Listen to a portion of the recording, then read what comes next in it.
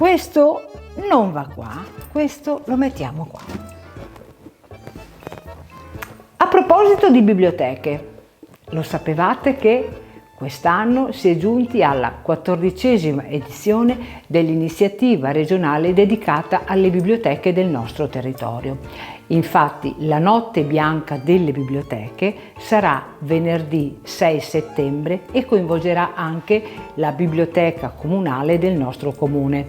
Infatti dalle ore 19:30 alle 23 ci sarà la presentazione di un libro chiamato Una casa sulle ruote, un libro pensato, tratto da una serie di racconti scritti e voluti dai bimbi appartenenti alle famiglie dei giostrai.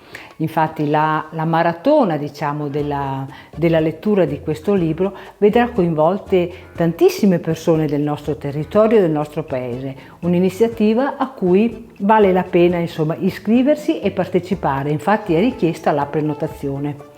Vi invito quindi a partecipare e, se siete interessati, a cercare tutte le informazioni nel sito indicato. Per il momento io continuo con l'organizzazione della mia biblioteca.